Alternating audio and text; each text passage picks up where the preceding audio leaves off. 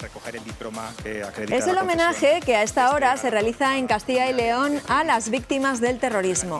Un acto de reconocimiento en el que se está haciendo entrega de las medallas, 23 en esta edición, entre ellas las dirigidas al Grupo de Acción Rápida de la Guardia Civil.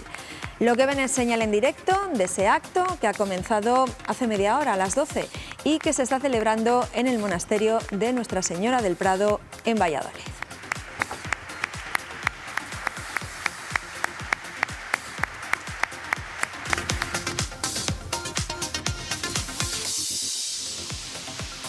Hola, ¿qué tal? El GAR, el Grupo de Acción Rápida de la Guardia Civil, fue fundamental en la lucha antiterrorista. Participó en la mayor parte de las desarticulaciones de comandos en el País Vasco y Navarra. Enseguida vamos a volver para ver cómo se está desarrollando ese acto. Otra de las citas del día nos lleva hoy hasta Salamanca. Allí se está desarrollando el 7º Congreso Internacional del Español en Castilla y León. Lo ha inaugurado esta misma mañana el presidente de la Junta, y durante 3 días se va a hablar allí de la potencialidad del español, de cómo el sector ha evolucionado, de lo que supone no solo para Salamanca sino para toda la comunidad y de por dónde debe ir creciendo ese sector. Y en el tiempo del análisis, bueno, pues vamos a hablar de la calidad del aire, que según un estudio de Ecologistas en Acción ha empeorado en el último año, en 2022. Vamos a analizar las causas, vamos a profundizar también en las repercusiones que puede tener en nuestra salud esa mala calidad del aire. Enseguida les vamos a preguntar a nuestros invitados. Aquí comienza Está Pasando.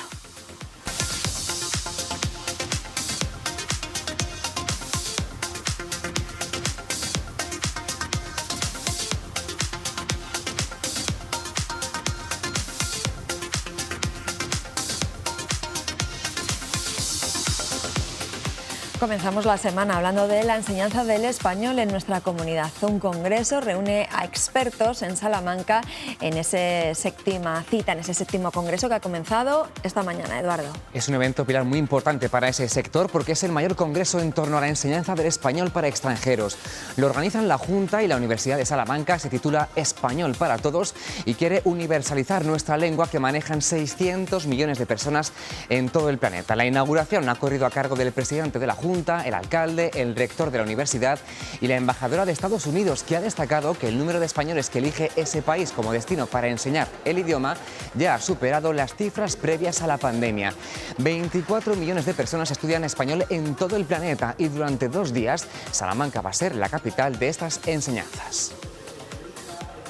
Somos la comunidad autónoma más pujante de toda España en promover la enseñanza del español, para que sea no solo un hecho cultural innegable, sino también un notable activo económico, un recurso turístico fértil y, desde luego, un importantísimo yacimiento de empleo.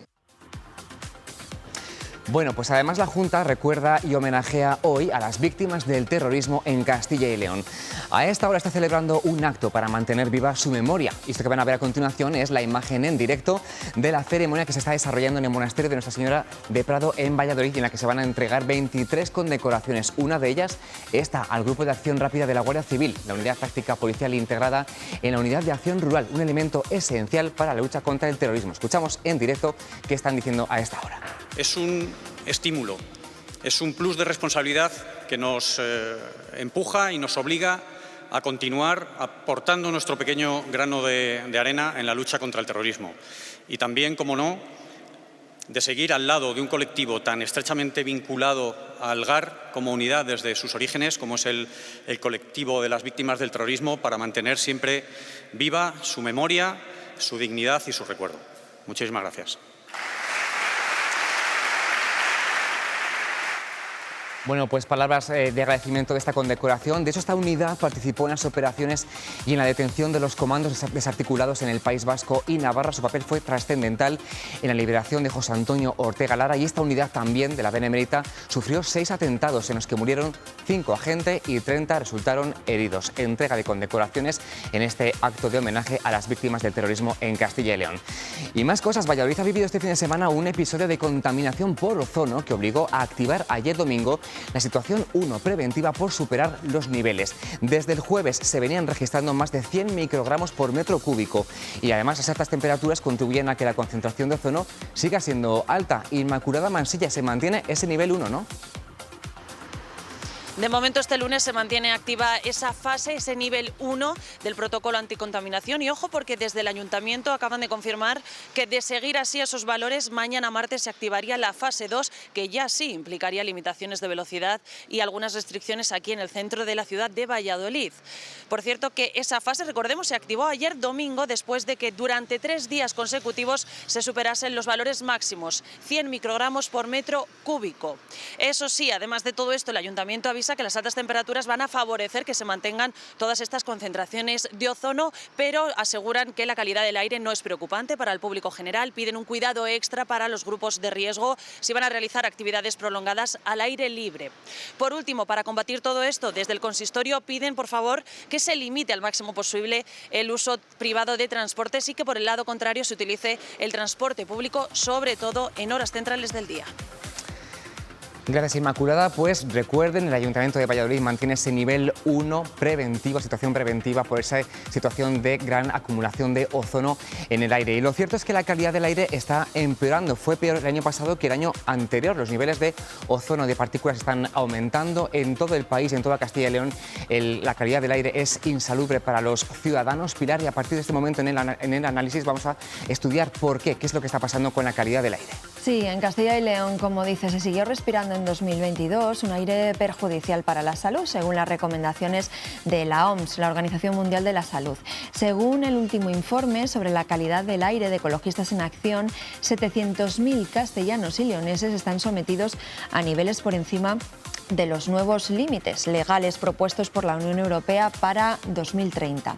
¿Qué zonas de la comunidad están más afectadas? ¿Qué podemos hacer para reducir la contaminación? ¿Qué consecuencias tiene esto en nuestra salud?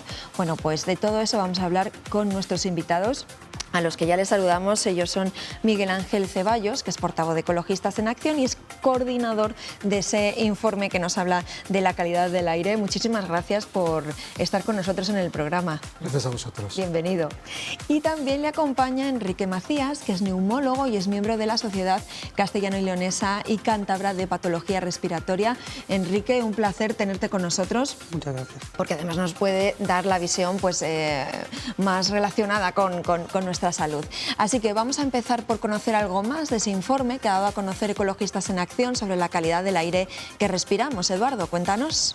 Sí, lo publicó la semana pasada, Pilar, ese informe que dice que ha detectado que la contaminación repuntó, como avanzábamos el año pasado, en todo el país, sin llegar a los niveles previos a la pandemia, pero un poco peor cada año desde el año 2020. El calor y la falta de lluvias del año pasado tuvieron mucho que ver en que todo el país y el 92% de los españoles estuvieron expuestos a niveles insalubres de contaminación. También aquí, en nuestra comunidad autónoma, todos los habitantes respiramos en 2022 un aire perjudicial para la salud, según lo que recomienda la OMS. Si nos fijamos en los nuevos límites legales propuestos por la Comisión Europea, casi el 30% de los castellanos y leoneses está afectado por niveles superiores, como decía Pilar, casi 700.000 paisanos, sobre todo en las aglomeraciones de Salamanca, Valladolid, Aranda de Duero y Miranda de Ebro, en Burgos y también el Valle del Tietar y Alberche. En general, en la comunidad hay 3 zonas con una contaminación importante. La zona norte de la comunidad, en torno a las centrales térmicas de León y Palencia hasta su reciente cierre, la mitad sur también por la contaminación que llega desde Madrid y desde Oporto, y la zona central por el tráfico metropolitano de Valladolid. Hablamos de partículas, dióxido de nitrógeno y ozono troposférico, y así como están viendo aquí, han evolucionado en Castilla y León desde antes de la pandemia. El año pasado todos los niveles subieron, excepto el de dióxido de nitrógeno. Ecologistas en Acción lo relaciona con un cambio de ubicación de las estaciones de tráfico. ¿Y cómo influye esto en nuestra salud? La organización recoge cifras de la Agencia Europea de Medio Ambiente. En España cada año fallecen de forma prematura 25.000 personas por enfermedades agravadas por la mala calidad del aire. 10.000 de esas muertes se produjeron en episodios de alta contaminación.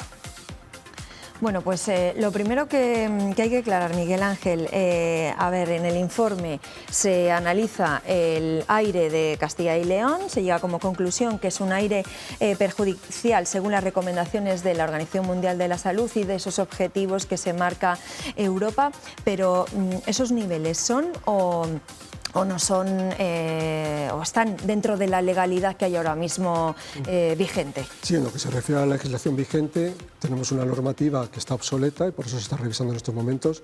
Y en Castilla y León solamente habría habido durante el año pasado una superación de un límite legal en una estación del sur de Salamanca, además un límite relacionado con la protección de la vegetación, no con la protección de la salud, que es la estación del Maillo, al sur de Salamanca.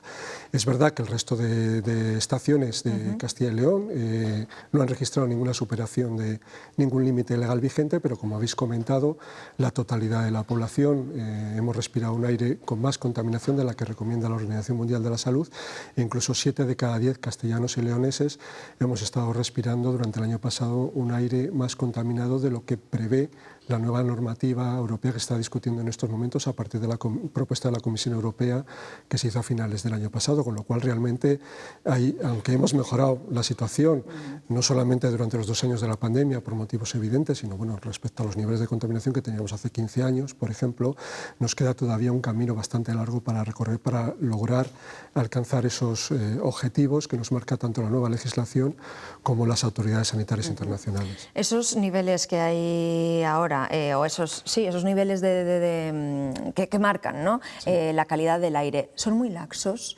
ahora mismo? Sí, para que nos hagamos una idea, por ejemplo, los límites actuales de partículas o de dióxido de nitrógeno son 4 veces superiores a lo que recomienda la Organización Mundial de la Salud. La propuesta de revisión de la normativa europea ahora mismo está en un punto intermedio, es decir, rebajar a la mitad los límites legales vigentes de estos contaminantes, que son los que ocasionan más fallecimientos y más atenciones en urgencias hospitalarias, pero mantenerles en el doble de lo que recomiendan las autoridades sanitarias internacionales, o sea, sin llegar a asumir las recomendaciones de la OMS. Aún así, bueno, pues que con estos nuevos límites legales, como habéis comentado, pues es que buena parte de los habitantes de la región habríamos respirado durante el año pasado un aire más contaminado de lo que va a permitir la legislación a partir del año que viene. Enrique, está demostrado, ¿no?, que hay una relación entre una mala calidad del aire y nuestra salud, ¿no?, posibles afecciones respiratorias, ¿no? Sí, así es.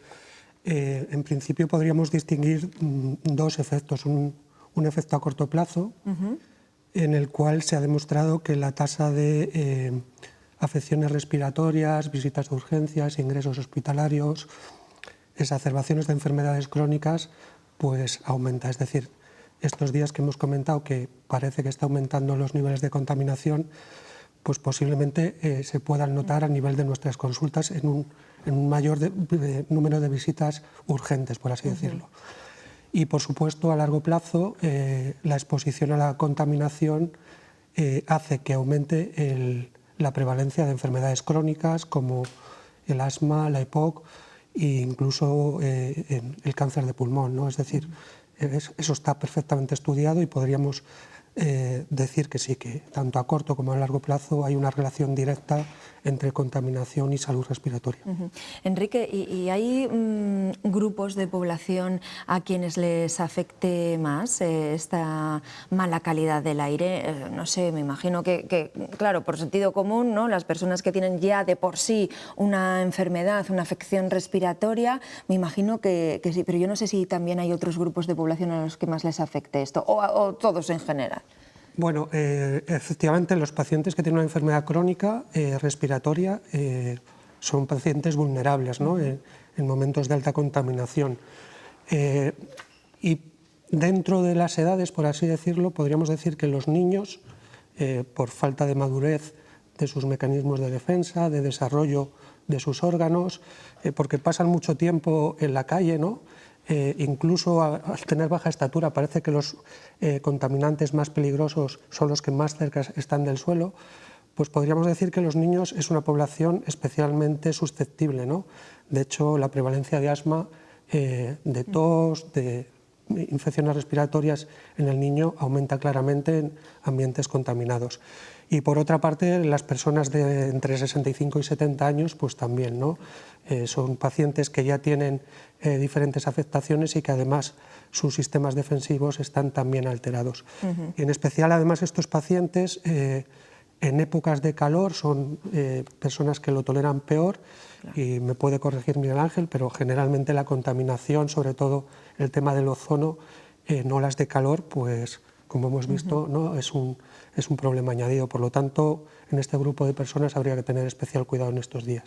Sí, ya porque lo ha introducido el doctor, claro, estos días, por ejemplo, estamos viendo que, por poner un ejemplo, y lo hemos visto porque lo comentaba la compañera, que el Ayuntamiento de Valladolid mantiene activada la situación 1, que es la situación preventiva por episodio de contaminación por ozono. Claro, en estos días de episodios de calor intenso, de olas de calor, la situación se complica un poco más, ¿no? Sí, efectivamente, primera ola de calor del verano, primer episodio de contaminación por ozono importante en Castilla y León. En otras regiones de España ya ha habido anteriormente alguno. Entonces, realmente son 2 días de momento por encima de lo que permite la legislación.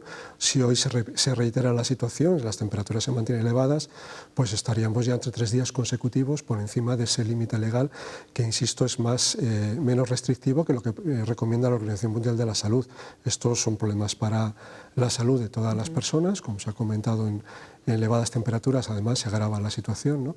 Y en el caso de Valladolid, que es la única ciudad de Castilla y León, lamentablemente, que cuenta con un protocolo de actuación frente a este tipo de episodios, pues a partir de mañana habría que poner en marcha medidas de restricción de la circulación de automóviles, como reducir la velocidad, como limitar el acceso de vehículos al centro urbano, etcétera. Bueno, esto es lo que pasa en episodios, pero realmente lo que hemos visto durante el año pasado es que tenemos un problema de contaminación estructural a lo largo de todo el año, que se agrava, es verdad, cuando hay olas de calor o cuando llega, por ejemplo, la masa de aire cargada de polvo procedente del norte de África, que se disparan los niveles de partículas con esa calima, pero el problema fundamental, el origen fundamental, al margen de que el cambio climático esté agravando estas situaciones, es la quema de combustibles fósiles en las ciudades, fundamentalmente en los coches. Claro. Los motores de explosión de gasolina y de gasoil son los que emiten grandes cantidades tanto de partículas como sobre todo de dióxido de nitrógeno al aire.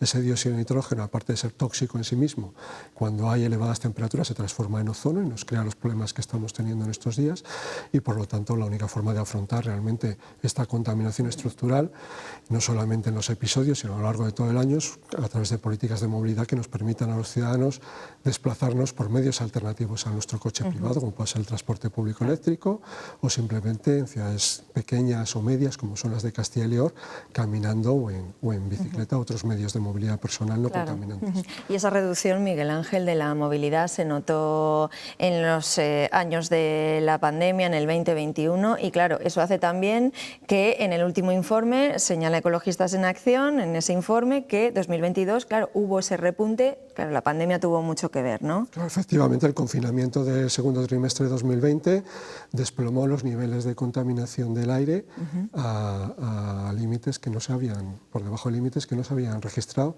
desde que tenemos estaciones en finales de los años 80 del siglo pasado, ¿no? Con lo cual está completamente acreditado que reducir la circulación de automóviles mejora de forma muy importante la calidad del aire que respiramos. Lógicamente no se trata de que nos encerremos en nuestras casas, sino que seamos capaces de desplazarnos por medios alternativos al automóvil en nuestra vida diaria, en nuestro trabajo, en nuestro centro educativo, a nuestro ocio, a nuestro lugar de compra.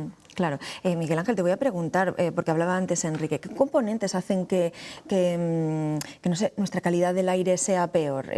Claro, no nos vamos a meter en profundidades porque si no nuestros espectadores se van a perder. Pero eso, ¿qué componentes hacen que sea peor esa calidad del aire? ¿Te refieres a los contaminantes? Sí. Los contaminantes en concreto que nos están dando más problemas son fundamentalmente las partículas, que son emitidas tanto por la quema de combustibles fósiles como cuando llega un episodio de calima en el norte de África. Son partículas procedentes del desierto del Sáhara, de origen natural, pero que... Sí, de ese polvo en suspensión que nos calima, dicen... No por ello es inocuo, sí, aunque sea de origen natural. Y luego tendríamos por otro lado el dióxido de nitrógeno, fundamentalmente, que emiten los tubos de escape de los coches, también las chimeneas de las calefacciones o de las fábricas, con la diferencia que los tubos de escape de los coches están a nivel del suelo, donde transitamos y vivimos las personas, mientras que las emisiones de las calderas de los edificios o de las fábricas pues se producen a una cierta altura y no afectan de manera tan importante a la calidad del aire que respiramos. Esos son los contaminantes principales. El dióxido de nitrógeno en presencia de radiación ultravioleta, como la que estamos teniendo de forma muy elevada estos días por la ola de calor, se transforma químicamente en ozono y es el contaminante contaminante más típico del verano y que nos afecta más en verano, sobre todo en las periferias de las ciudades y en las zonas rurales afectadas por contaminación urbana. Enrique, y claro, estos daños, ¿no?, de la calidad del aire, o sea, provocados por la mala calidad del aire, ¿cómo se puede probar que perjudica la salud de las personas? A ver si me explico. Igual que un fumador, los médicos sabéis que ese humo le está perjudicando y se ve perfectamente en una radiografía, también se ve, o cómo se puede probar que es esa mala calidad del aire lo que le está provocando a una persona un daño en su salud. Bueno, está probado que partículas, dependiendo del diámetro de las partículas, por así decirlo, más grandes, se quedarían en la parte superior del árbol respiratorio, boca, nariz, laringe, ¿no? Las partículas más finas avanzan con más profundidad, por así decirlo, hasta bronquios más distales, incluso hasta el pulmón, y a partir de ahí se pueden absorber a través del territorio sanguíneo y producir ya no solo alteración a nivel pulmonar, sino en otros órganos. Eso está demostrado y lo podemos saber, y podemos saber que hay daño en el epitelio, en la capa que recubre los bronquios y los mecanismos de defensa. Incluso se producen alteraciones genéticas que alteran los mecanismos de protección frente a infecciones, etc. Es decir, eso está claramente probado. Y luego hay estudios observacionales que nos dicen, por ejemplo, en hospitales de Madrid se ha probado que cuando se ha producido una disminución en los niveles de contaminación del aire, el número de ingresos, concretamente estos estudios están realizados en hospitales infantiles, ha bajado. Es decir, por cada, creo eran 10 partes de contaminación en el aire, bajaba hasta un 8% el número de ingresos. Por lo tanto, está plenamente probado la relación entre contaminación y enfermedad, por así decirlo. Claro. El informe, Miguel Ángel, se ha elaborado con 43 estaciones repartidas por toda la comunidad. ¿Qué zonas son las peores, las que tienen una calidad del aire peor? Bueno, esto es difícil de establecer, entre otros motivos, porque no todas las zonas de la comunidad tienen la misma cobertura de estaciones. En Valladolid, por ejemplo, tenemos 10 estaciones de medición. Por ejemplo, ciudades medias como Segovia, como Soria, como Zamora o como Valencia tienen solamente una, ¿no? Pero en todo caso, como habéis comentado al principio, las zonas que en principio parecen más afectadas son las 4 grandes ciudades, grandes entre comillas, ¿no?, a nuestra escala de Castilla y León, que son Burgos, León, Valladolid y Salamanca. Especialmente Valladolid es la que registra niveles tanto de dióxido de nitrógeno como de partículas más elevados. Y luego la zona sur de la comunidad autónoma, desde la provincia de Salamanca hasta la provincia de Segovia, pasando por Ávila, por la proximidad en este caso a la Comunidad de Madrid, fundamentalmente. También Pero también nos influye. La contaminación no conoce de fronteras, a pesar de que esté ahí la cordillera central, los contaminantes pasan desde la Comunidad de Madrid a Castilla y León, y también en lo que es el oeste de Zamora y de Salamanca llegan desde el área metropolitana de Oporto, que también está a una cierta distancia, ¿no? Entonces, estas son las zonas que en los últimos años vienen acumulando, y el año pasado en concreto, niveles de contaminación más elevados.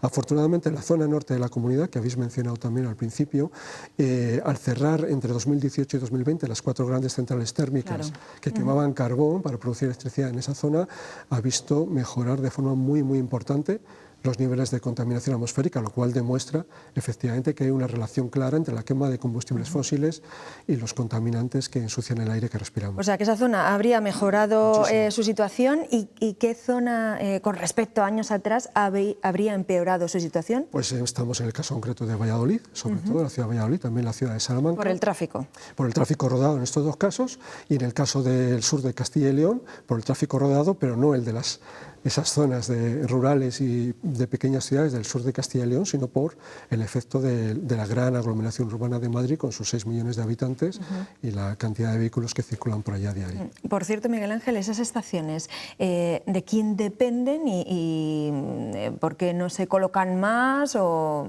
Cuéntanos. Sí, bueno, en el caso de Castilla y León, las estaciones son de la Junta de Castilla y León, de algunas instalaciones industriales, alguna fábrica de cemento, la fábrica Renault, por ejemplo, en Valladolid, en Valencia, tiene 4 estaciones también, y en el caso de la ciudad de Valladolid hay 5 estaciones municipales del propio Ayuntamiento de Valladolid.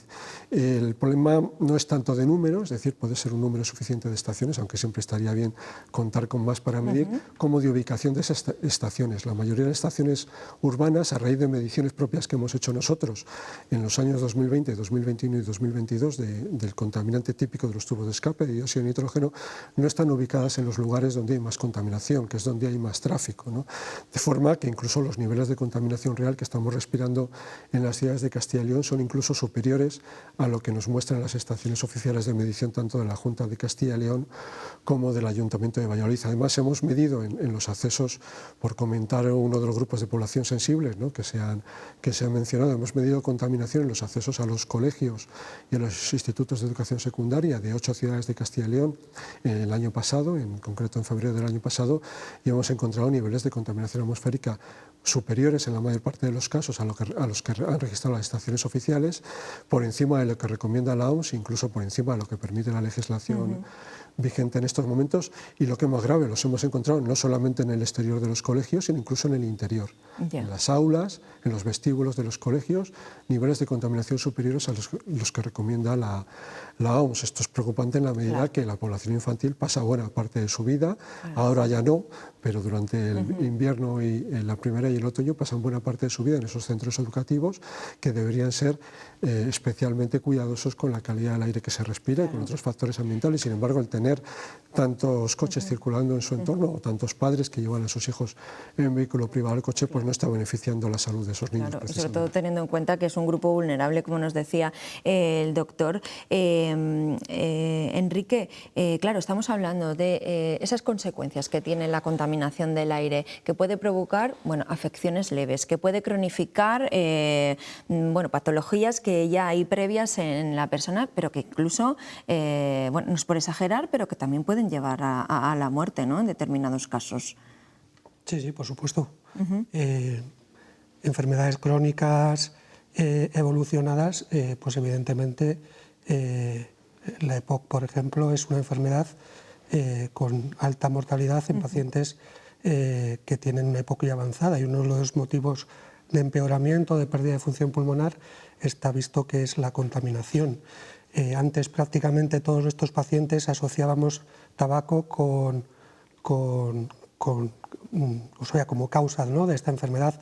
Ahora casi hay un 30% de no fumadores que tienen EPOC, y contestando también un poco a lo que me decías antes, pues en principio tenemos que achacar esta contaminación como la causa de desarrollo de esta enfermedad. Eso de forma crónica, pero también, como he dicho, de forma aguda. Las infecciones respiratorias aumentan, se ha visto que la gravedad de las infecciones también es mayor. Se ha hablado incluso también de que el COVID era más grave en zonas donde mayor contaminación había, y bueno, pues evidentemente hay una relación lineal entre contaminación y morbimortalidad por enfermedad respiratoria. Claro, pero luego, Enrique, ¿no tiene la sensación de que no estamos muy concienciados la población en general? Que eso, vemos los peligros, por ejemplo, del tabaco, pero ¿vemos los peligros de la contaminación en nuestra salud? ¿O todavía nos queda largo trabajo por hacer para que nos llegue efectivamente ese riesgo real que afecta a nuestra salud? Bueno, yo creo que no somos conscientes, y entre otros motivos porque nosotros, los profesionales, no transmitimos correctamente a lo mejor esa información. Nos centramos mucho los neumólogos en lo peligroso del tabaco, pero no hablamos de estos problemas, ¿no?, de contaminación. Tal vez porque el paciente que fuma está en su mano el que lo deje o no, ¿no?, con ayudas. Bueno, pues al final es él el que decide cuándo puede dejarlo. El tema de la contaminación no depende tanto de él, sino depende de terceros, ¿no? Entonces, lo ideal sería hacer una prevención primaria, es decir, que el aire cumpliera pues las normativas que la OMS impone, ¿no?, de calidad, por así decirlo. Y bueno, en estos pacientes evidentemente sí que hay que recalcar el peligro que tiene pues, la contaminación e intentar de diferentes maneras que la eviten pues, en la medida de lo posible, ¿no? Claro, y en eso también nos echen la culpa a ustedes solo, porque claro, Ecologistas en Acción también miran las administraciones públicas que dicen que es que las administraciones no están informando como debieran a los ciudadanos, ¿no? Que tienen ahí una responsabilidad, tienen un papel que no están cumpliendo. Sí, sí, no solamente la información, que efectivamente deja bastante que desear en general, sino las propias medidas, ¿no? O sea, si realmente está claro que hay un problema de salud pública debido a la mala calidad del aire, pues hay una serie de medidas que algunas de ellas ya son obligadas por la propia normativa, que las están poniendo en marcha. Vuelvo a la zona de bajas emisiones sobre la que tuvimos una tertulia hace unos meses en esta misma casa, ¿no? Y bueno, pues el plazo para implantar las zonas de bajas emisiones en ciudades de más de 50.000 habitantes, y en Castilla y León tenemos 8, todas las capitales de provincia salvo Soria y a mayores Ponferrada, pues expiró el pasado 31 de diciembre, según establece la Ley Estatal de Cambio Climático. Y no hay ninguna de esas 8 ciudades en Castilla y León que haya implantado una zona de bajas emisiones para reducir la contaminación en esos ámbitos, digamos, centrales de las ciudades. Eso es una negligencia por parte de todas las administraciones, de cualquier signo político, y en este sentido sí que queremos hacer un llamamiento, y en el informe hacemos un llamamiento a las nuevas autoridades municipales para que se tomen este tema mucho más en serio, pongan en marcha esas zonas de bajas emisiones ambiciosas para que realmente permitan reducir la contaminación que existe en el aire que respiramos y nos faciliten a los ciudadanos medios alternativos para desplazarnos. Muchas personas dejarían el coche aparcado en su vivienda y se desplazarían a su centro de trabajo, a su centro de estudio habitualmente por medios alternativos al coche, si tuvieran la facilidad, la comodidad de poderlo hacer. Un transporte público eléctrico con mejores frecuencias, con recorridos más ágiles, con carriles bus, ¿no? Que realmente permitan que se viaje más rápido en transporte público. Carriles bici para que las personas que tienen miedo, por ejemplo, a circular en bicicleta entre los vehículos, porque realmente es arriesgado, es una actividad de riesgo, pues se atrevan a subirse a una bicicleta o subirse a un patinete eléctrico y por ese carril bici puedan llegar al centro donde se desarrollan su actividad diaria. Ese tipo de medidas no solamente no hay que revertirlas, sino que hay que potenciarlas mucho más, y tenemos que ser capaces que por ciudades medias como son las de Castilla y León, que no son grandes ciudades como Madrid o como Barcelona, y que no tienen grandes distancias, pues el tráfico de automóviles que tengamos en un día habitual sea el que tenemos, equivalente al que tenemos actualmente un domingo, por ejemplo. Ese sería un poco el objetivo, porque ¿no? Sería reducir a la mitad el tráfico que tenemos y sería reducir a la mitad la contaminación en el aire que respiramos. Eso salvaría muchísimas vidas, estoy convencido de ello, y daría muchísima calidad de vida además a muchísimas personas enfermas y no enfermas, que lógicamente tenemos que respirar el aire del sitio donde vivimos. Claro, lo que ocurre es que es eso, si de momento esas ciudades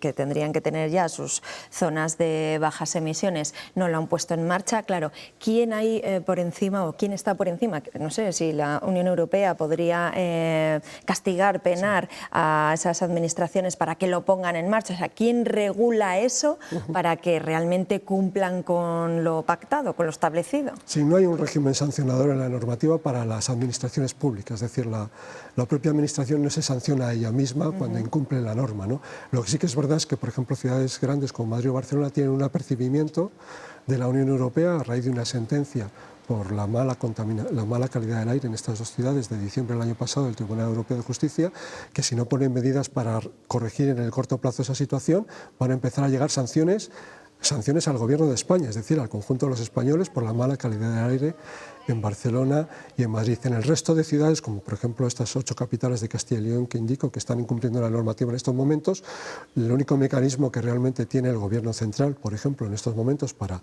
obligarles a cumplir la ley, es obligarles a devolver los cuantiosos fondos europeos que están recibiendo precisamente desde hace un año aproximadamente para poner en marcha zonas de bajas emisiones y medios de transporte sostenibles. 1.500 millones de euros de fondos europeos se están repartiendo entre las ciudades españolas de más de 50.000 habitantes por parte del Ministerio de Transportes, y claro, si se están incumpliendo los términos de esa base de financiación, que además es dinero europeo, que lo están poniendo también contribuyentes de otros países más avanzados que nosotros en esta materia, pues evidentemente eso puede tener consecuencias económicas, ¿no? Sobre todo si de lo que se habla ya no es solo de incumplir la norma, sino incluso de revertir algunas de las medidas que se han que se han puesto en marcha desde la pandemia en los últimos 2 años en algunas ciudades de Castilla y León. Claro, estamos hablando de las consecuencias que la contaminación puede tener en nuestra salud, pero claro, ya si no nos importa o que parece que nos parece menos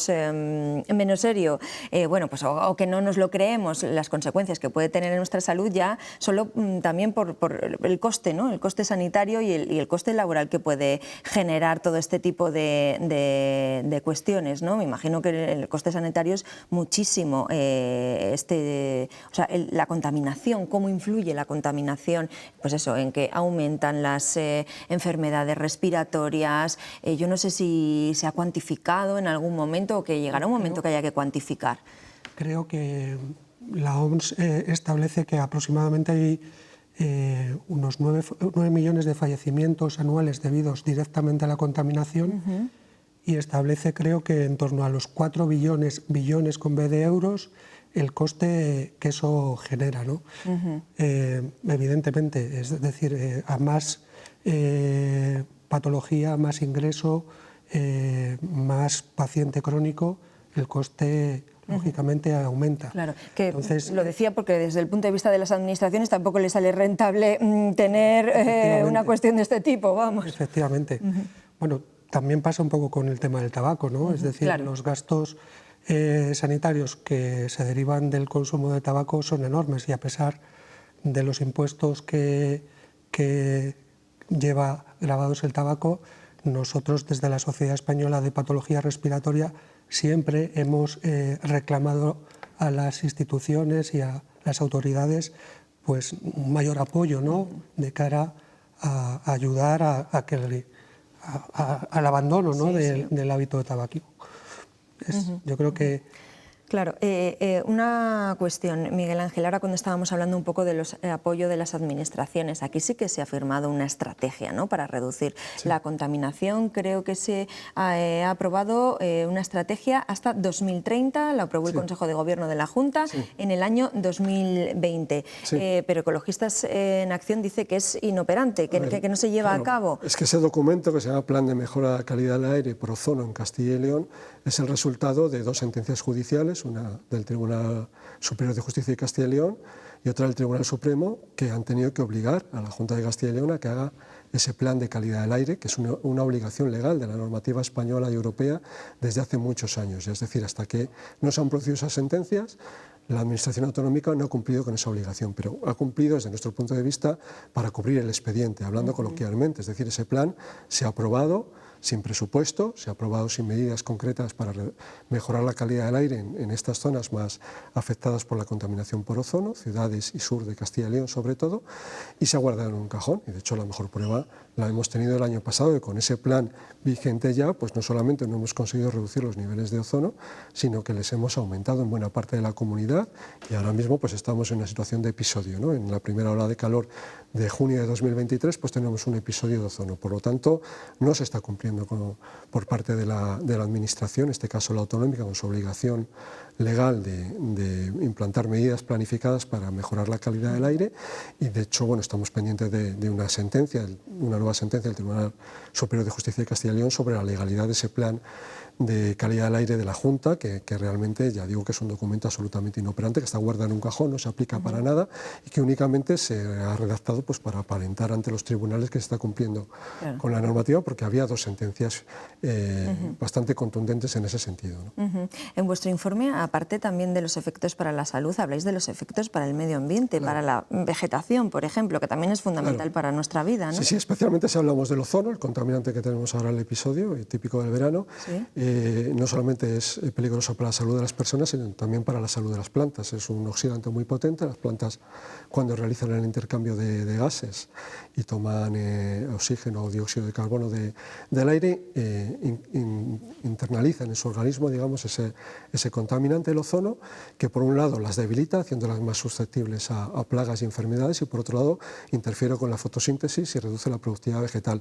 Esto, por ejemplo, en lo que se traduce es una reducción de la productividad de los cultivos. Eso es muy importante para cultivos como el trigo, por ejemplo, que es un cultivo básico en Castilla y León, con miles y miles de hectáreas ¿no? cultivadas, que puede ver reducido en episodios como el que tenemos ahora mismo, que se suman a la sequía, por ejemplo, ejemplo, poder ver reducir en un porcentaje muy importante el rendimiento en la cosecha de este cultivo o de otros, ¿no?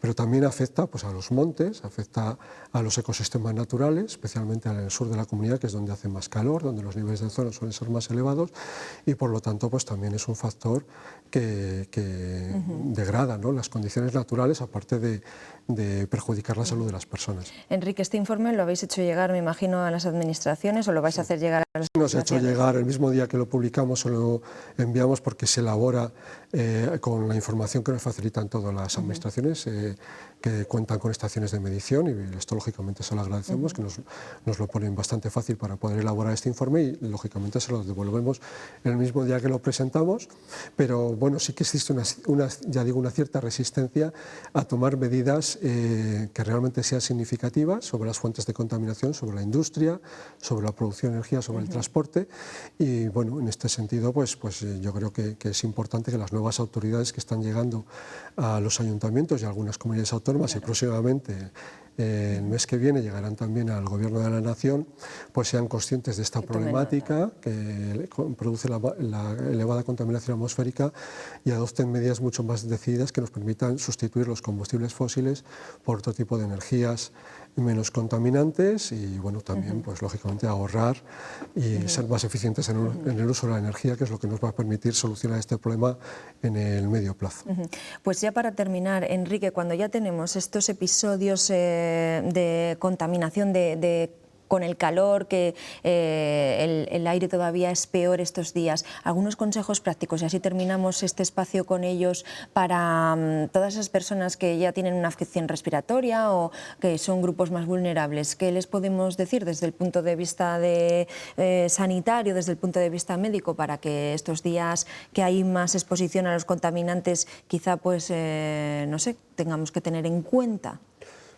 Pues el consejo es sobre todo la limitación, ¿no?, a esta exposición. Por desgracia, pues como hemos dicho, lo ideal sería tener una prevención primaria donde no tuviéramos que estar en estas circunstancias, pero habiéndolas, pues evidentemente las personas con patología crónica, sobre todo avanzada y grave, pues tienen que intentar limitar, sobre todo en horas centrales del día, donde la radiación ultravioleta es mayor, y donde el ozono generado puede estar más alto, pues evitar en la medida posible tener esta exposición.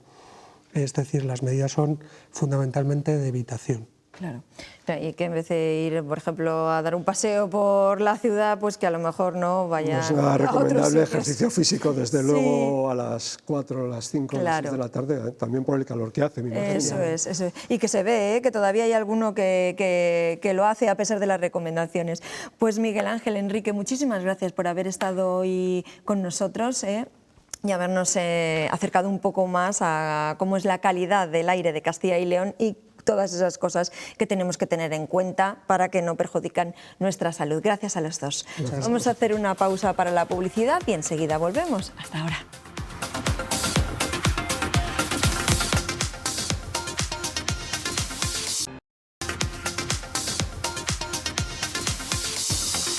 Continuamos aquí en Está Pasando. Hay personas a las que les afecta mucho el ruido, les asusta, de hecho, los sonidos fuertes, pero también tienen derecho al ocio, y de eso se trata, de compatibilizar las dos cosas. Eduardo, se realiza en muchas ciudades de Castilla y León, y ahora también en Soria, ¿verdad?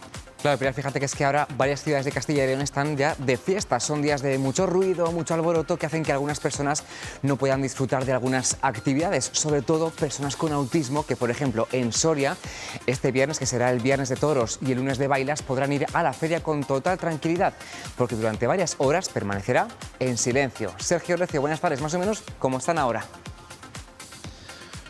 No oyen nada, ¿verdad?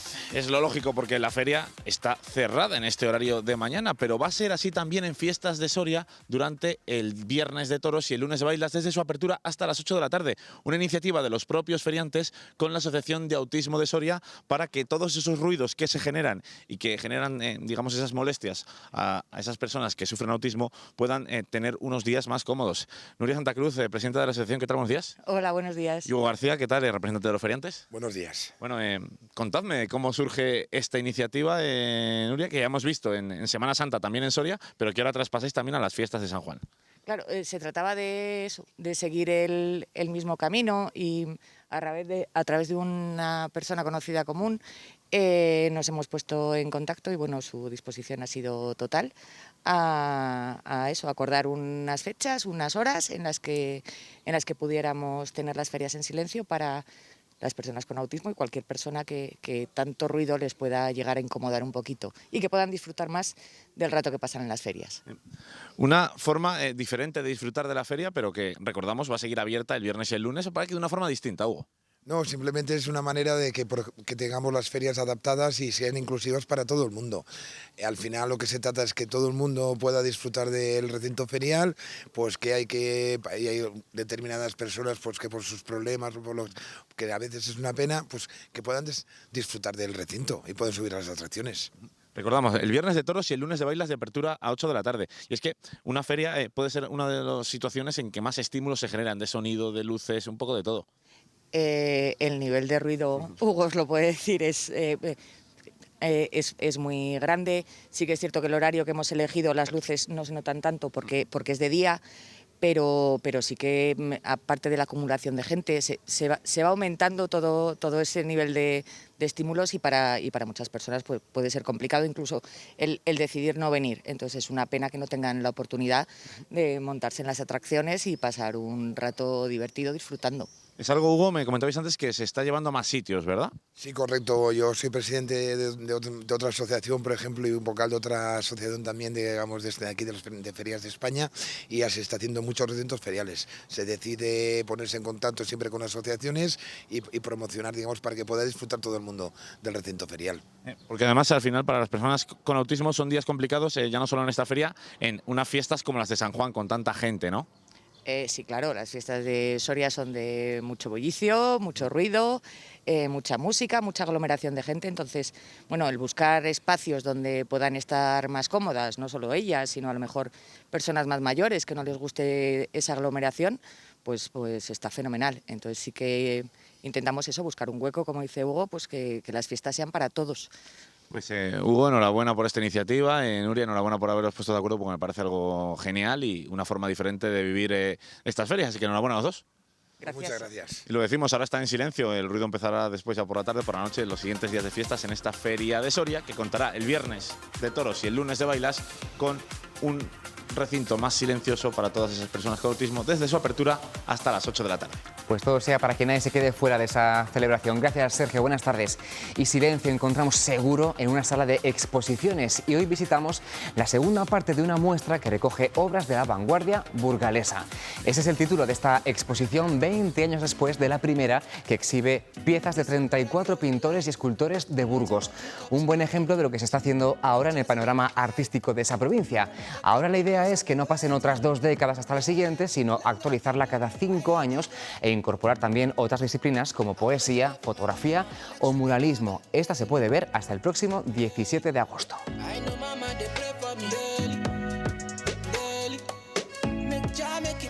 Bueno, pues una apuesta al día de lo que están haciendo los artistas burgaleses. Y una excusa más para ir a Burgos, ¿verdad? Claro que sí. Yo invito a todo el mundo a que vaya a Burgos. Claro, que además también están de fiestas. Eso es, que tenemos media comunidad en fiestas. Sí, Hemos visto Soria, hemos visto Burgos. Bueno, nada.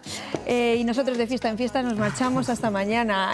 Volveremos a estar otra vez aquí a partir de las 12:30 y como siempre les deseamos que disfruten del día. Eso es, hasta mañana y buen día. Eso, adiós.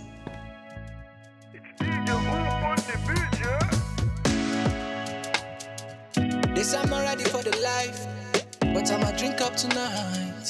One chance and I'ma dive. I wanna make up one night. 'Cause I've been waiting, yeah. Long I've been coming, why are you darling? I wanna show you for my